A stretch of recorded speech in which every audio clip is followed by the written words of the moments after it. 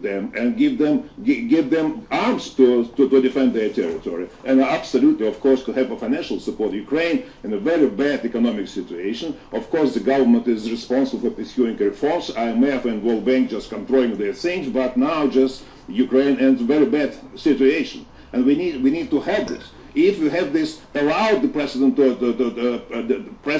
to happen, that in 21st century, one or another leader, such leader as Mr. Putin, could destroy the whole world order and just European security. That means just a new era starts. Okay, so everything is allowed to Mr. Putin to do. And is it President Obama's weakness which has helped create this vacuum into which President Putin has slipped? I don't think that weakness, but we need, and the West, and us, I mean Russian opposition, we need just more active, I would say, more consistent policy. And I think just nobody expected that Putin would be so harsh and behave in such a manner. That's why just the first wave of sanctions were seemed to be just would be enough. The second maybe just increased, but now we see that Mr. Putin is losing, I would say, just I wouldn't say control over himself, but he's so angry, so devoted to what he's doing. That's some very tough measures needed. That's why just, as I said, the help to Ukrainian government and Ukrainian people to defend themselves, that's an important point. But another one, of course, economic situation and sanctions, not against Russian people, but against individuals and government institutions, which Mr. Putin used an instrument to pursue his policy. Okay, one last question if I may. Just describe then President Putin's territorial ambitions. I mean, people call him reckless, people call him a megalomaniac, in terms of trying to restore the Russian Soviet. How would you describe him? Where would this end if President Putin was allowed to continue? First, if we understand that Mr. Putin, the main goal of Mr. Putin to keep power. To keep this power, he needs external enemy. He developed this. Now he plays this game. Just to stop him operation and expansion further on. I mean this aggressive invasion. We need to stop him now just in Ukraine. It means, as I said, sanctions against institutions and individuals who around Mr. Putin help him to implement his decisions. But not to touch just directly Russian population, because just we don't want just Russian population would have just the West as an enemy in their mind. It is not the case, although the propaganda tries to make this as a case. And those sanctions which Mr. Putin develops as a return to Western sanctions, of course, just already hitting people, especially in big cities where a lot of imported goods were on the shelves of the stores. But again, just unity. The most important thing right now that the Europe and the United States and Canada and Australia and Japan united. That's what Mr. Putin didn't expect. He wanted to divide and to make the United States as an enemy and just to have semi-friends in Europe and try to have this play game. Okay. Georgia was one other example. Mr. Putin believed that would happen the same manner. Just everybody would forget about it. Mr. Kasyanov, we're going to go to Georgia now, so I'm going to stop you there. Thank you very much indeed for joining us on the programme. Well, for more on the state of Russia's economy, go to the website, bbc.com/Ukraine. You can see which of Putin's allies the sanctions are targeting, plus also a timeline on that whole conflict. Facebook page also if you want to join in the discussion there. Well, Mr. Kasyanov was mentioning Georgia, and NATO's unveiled new plans to bring the Republic of Georgia closer to the alliance, an issue that has long been a point of contention with Russia. Many Georgians sympathise with Ukraine in its fight against pro-Russian separatists in the east, and for many it reminds them of the events which led to Georgia's breakaway regions of Abkhazia and South Ossetia and the war it sparked between Russia and Georgia 6 years ago. From Tbilisi, Rehan Dmitry sent this report. There is little love for Vladimir Putin in Georgia. Many here believe that they share with Ukraine the same struggle against Russia. Some activists have painted Ukrainian national colors over the Soviet hammer and sickle. Is that conflict between Russia and Ukraine? It is the new version of Cold War.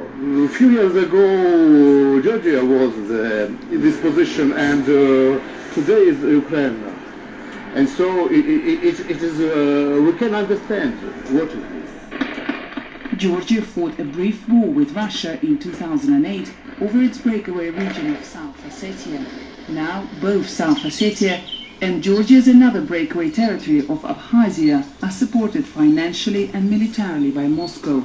Georgia's new government has been trying to reduce tensions and re-establish economic ties with Russia. Trade embargoes have been lifted by the Kremlin. But at the same time, the leadership here has been trying to bolster its relationship with the West. In June, Georgia signed a trade and association agreement with the EU, but its long-standing ambition has been NATO membership. Georgia has been the largest non-NATO contributor to the ISAF mission in Afghanistan. This week in Wales, NATO will offer Georgia a new package, including the establishment of a military training center. That would be welcome here, but it risks causing friction once again with Moscow. Rehan Dimitri, BBC News, Tbilisi. Well, I'm joined now by the former Georgian President Mikhail Saakashvili from the Albanian capital, Tirana. This must be bringing back some pretty unpleasant memories for you, isn't it?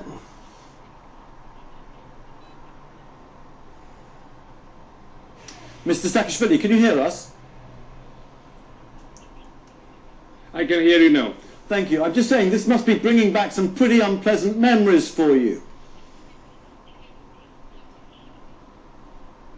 Yes, well, first of all, I mean, of course there are clear scenarios, clear parallels from what happened in Georgia and what happens in Ukraine. And I think what Putin is up to is very similar to what he was up to in Georgia, not only in 2008, but years before that, and even Putin's predecessors from FSB and military. He wants to inflict a military defeat on Ukraine.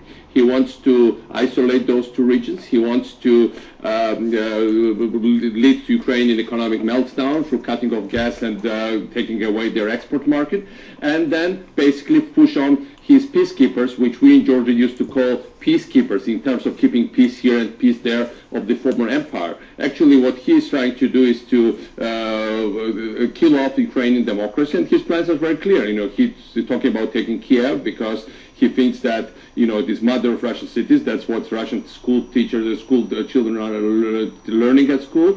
Of course, he might not directly militarily take Kiev, but he wants to take those regions and then force Ukrainians to surrender through military provocations, through economic pressures, through all kinds of manipulations. Exactly the same way how he proceeded towards us. Okay, but we spoke in Maidan a few months ago when you were visiting after the overthrow of Yanukovych. But is the West and NATO being disingenuous by promising to help Ukraine when in the end there will be no military intervention to protect its territory? No, I think the main idea is that Russia wants to kill the idea of Ukrainian democracy and any kind of Ukrainian success. Exactly the same way how they want to kill the success of Georgian reforms and Georgian democracy. So as a result, what we are seeing now is this kind of reluctance of many people in the West in any way to act. But on the other side, West has lots of leverage. And of course, when President Obama speaks about, we will never surrender, by the way, he did some very strong statements in Tallinn today. But then when America speaks about the drawing red line between NATO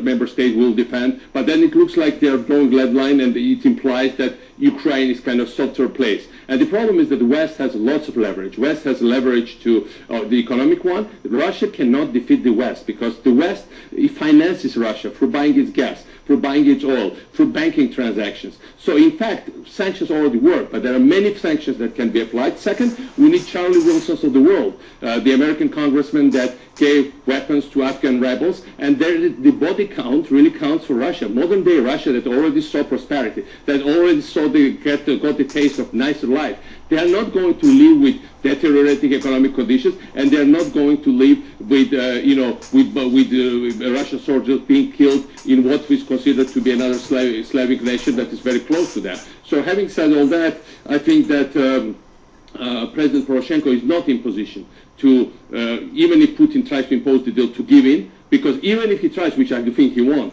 Ukrainian public, this is a democracy, is not going to allow it. And I think we are going to see another showdown. So far, everything Putin has been doing is deception, maneuvers, deception, buying time, trying to appease the West. But there is lots of leverage West can apply. West can do block off their SWIFT transactions. West can block their banking, whole banking system. West can freeze their currency accounts. That's how Russia finances military adventures. And West certainly should deliver training. I agree with Mr. Kassiano. Should deliver